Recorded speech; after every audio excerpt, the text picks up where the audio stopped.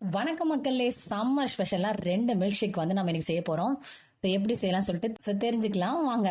யாருக்கெல்லாம் வந்து பிரிட்டானியாவுடைய அந்த போபான் பிஸ்கெட் ரொம்ப பிடிக்கும்? எனக்கு ரொம்ப பிடிக்குங்க. உங்களுக்கு பிடிச்சிருந்தா எனக்கு கமெண்ட்ஸ் பண்ணுங்க. அவ்வளோ டேஸ்டா இருக்கும். இதை வச்சுதான் நம்ம வந்து மில்க் ஷேக் செய்ய போறோம்.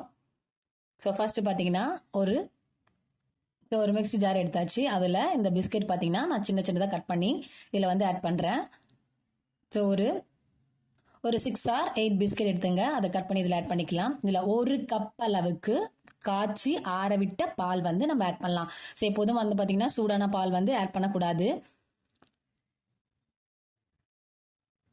உங்களுக்கு தேவையான அளவுக்கு சக்கரை வேணும். எனக்கு தெரிஞ்சு பிஸ்கெட்லேயே வந்து பார்த்தீங்கன்னா சக்கரை இருக்கு, அதனால இங்கே சக்கரை ஆட் பண்ணணும் அவசியமே கிடையாது. அப்படியே இந்த மிக்ஸி ஜாரில் போட்டோம்னா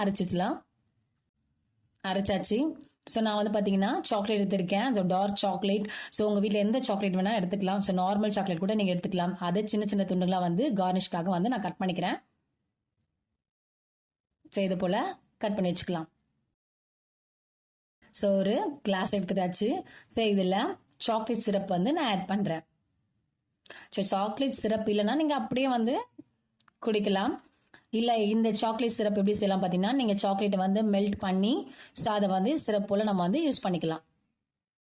இதில் நம்ம ஆல்ரெடி மிக்ஸியில் அரைச்சி வச்சிருந்தேன் அந்த பிஸ்கெட் மில்க் ஷேக் வந்து இதில் ஆட் பண்ணுறோம். ஆட் பண்ணிவிட்டு இதில் நம்ம ஆல்ரெடி கட் பண்ணி வச்சிருந்த அந்த சாக்லேட் வந்து மேலே கார்னிஷ்க்கு அப்படி போடுறோம். இதில் ஒரு பிஸ்கெட் வைக்கிறோம். அவ்வளோதான், ரெடி ஆயிடுச்சு. ரொம்ப ரொம்ப டேஸ்ட்டாக இருக்குங்க.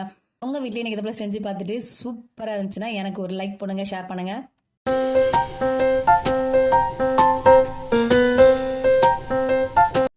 ஒரு மாம்பழம் எடுத்தாச்சு. அந்த மாம்பழத்தை நம்ம வந்து கட் பண்ணிக்கலாம்.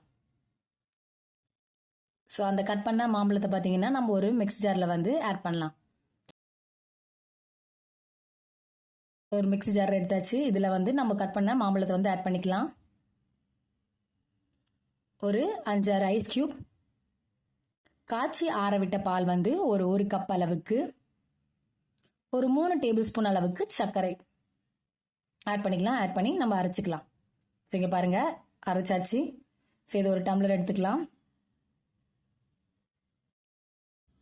அவ்வளவுதாங்க, ரெடி ஆயிடுச்சு. எம்மியான மேங்கோ மில்க் ஷேக் தாங்க, ரொம்ப சூப்பரா இருக்கும். உங்க வீட்லயே நீங்க செஞ்சு பாருங்க. பிடிச்சிருந்தா லைக் பண்ணுங்க, ஷேர் பண்ணுங்க, கமெண்ட் பண்ணுங்க.